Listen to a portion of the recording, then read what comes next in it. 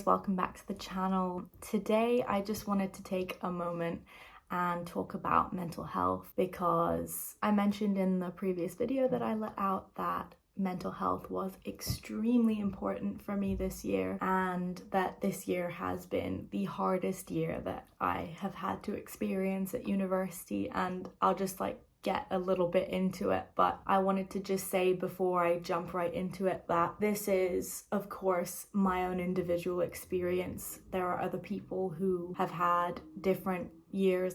I know I've talked to some people who have had the best fourth year of their lives, as in fourth year has been the best year of their life. But for me, it was definitely one of the hardest, even though of course I had fun. Of course I was spending time with my friends, doing traditions that I would only get to do for the last time, but it was incredibly difficult, and I can't state that enough. I will just kind of go a little bit step by step and take you through my perspective looking back on the year that I've had, and then at the end I kind of want to talk a little bit more about therapy itself. So I will try and find the timestamp and I'll leave it up here for you if you want to jump and just hear about the therapy side of stuff. So the fourth year experience, I think we had a pretty unique experience of fourth year just because it's the year after COVID restrictions were lifted. In St. Andrews, we do honours, third and fourth year. They are pretty much the same intensity in terms of workload. The only difference between third and fourth year, I would say, was the fact that I had a dissertation to do first semester, which, it was incredibly challenging, but I also really enjoyed it. I don't know where I would go with that. I would say for me personally, my fourth year was academically a lot more challenging than my third year. It's not just because of the diss. I did a critical theory module that was quite intense as well, and it's one of the most difficult modules I've done, but also one of the most enjoyable at the same time, and I learned so much from that module. But I would say the main factor for why fourth year seemed so much harder than third year academically was because of the simple fact that there were no longer any COVID restrictions. In third year,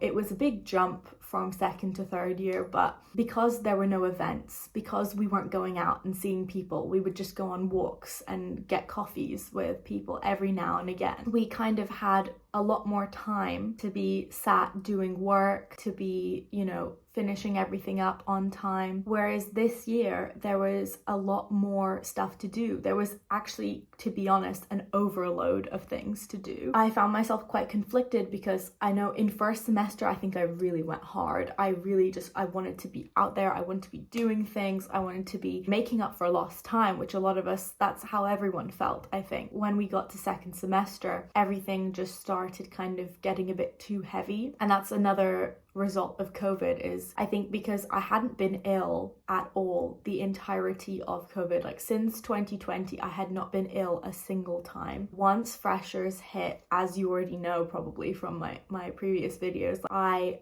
was so ill in freshers. I also had refreshers flu in January again. I just recovered from COVID just now. It's been a lot of stuff, and because I think our immune systems are no longer used to getting that kind of bacteria from everyone around us, when everyone came back and it all compiled together, it just provided so many more illnesses. That in combination with the amount of work that you have to do, it was pretty intense. I would say that, along with the fact that I had a job, made things even more intense, which, don't get me wrong, I love my job, I love working. I only worked part-time. I know students who worked more than part-time and still did everything in their lives. I don't know how they function. I want to know their secret, but I just think that all of that accumulated together and then just was very intense. Personally, had a very difficult year because I lost two members in my family, my grandma and my step-granddad. Those two losses happened in the span of 1 week, very close to one another. So kind of both sides of my family were in a lot of pain, and it was very difficult, I think, for me to be away from that and be the only person in the family who was removed I think everyone back home got to kind of grieve together, and I was video called into the funerals. I just think that kind of an experience is something that we only really can imagine because of COVID.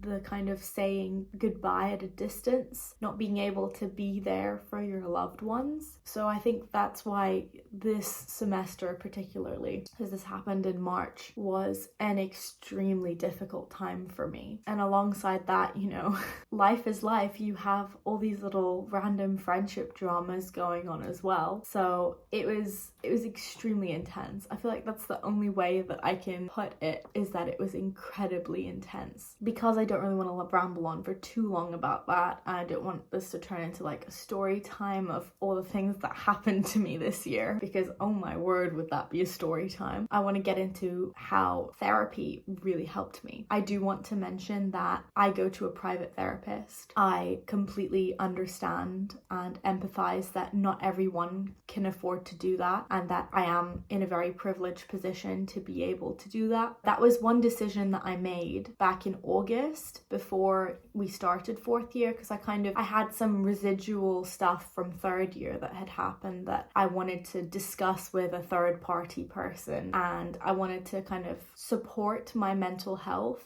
before things started falling apart. And I cannot stress how glad I am that I made that decision, because I really genuinely do not know where I would have been if I did not have that support. And you know, it started off being quite frequent. I think especially in times of intense stress, like the once a week really is so necessary for me. After that, it kind of spaced out a little bit. Now it's like every 2 to 3 weeks, and especially because it's the holidays, it's a lot less, because I mean,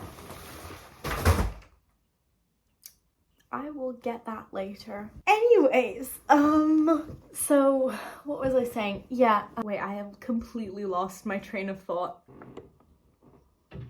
I guess I'll change the topic because I completely forgot what I was talking about. I completely understand that not everyone has the means to be able to afford private therapy. I do know that the university does offer support, but I do have some issues with the university's student services support. When I was third year, in like December of my third year, after I had been going to my counselor from student services for approximately 10 months, she said that her role within the department was changing and that she could no longer see me and that I could see someone else. Now, for me, I was not in any kind of dire situation. Trigger warnings. Had, for the most part, dealt very well with my depression and my eating disorder and body image and all of that. I had dealt with that really well up until that point. But I think I burst into tears when I found this out, because it's like a sense of abandonment, I guess. Even though you're not in dire need of therapy, I think therapy is something that should be considered like kind of like a vitamin that you take. You don't have to take it, but it supports you, even though, you know, you're not deficient in the vitamin. You can get by without it, but it would enhance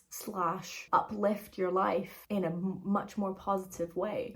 I don't know why I used a vitamin analogy, but that's how I feel about therapy. This year, I definitely do think I did need it, especially at certain points. This year was so much harder than my second year, in which I was far more depressed, far more kind of dejected with life, disillusioned, what have you. I think I managed to deal with it a lot better this year because I had that support. And of course, it's important to talk to the people you have around you, your friends, your family, people you can trust. But I do think that the therapy adds so much more to life than you could really expect. And it definitely added a lot more than I had expected before I started going. I would be happy to, you know, talk a little bit more about stuff without maybe getting too personal. So if you do want to hear more about that, pop me a message. Actually, I'm really happy to talk to people one-on-one on DMs. So you can message me on Instagram, or you can leave a comment below if you want to see more kind of discussions about therapy, about how I found my therapist, about about how I made that decision of who was right for me, because I did pick one person and she turned out to be the right person, but I did do a lot of pre-research beforehand. Absolutely let me know if you need that. I will stop recording now just because I didn't want this video to be super long and drag on, but thank you. I am very glad to be back. It feels very good to be recording again, and I can't wait for you all to see the stuff I've got planned for the summer and hopefully for next year. If you like this video, give it a like, leave a comment below, and I'll see you next time. Bye.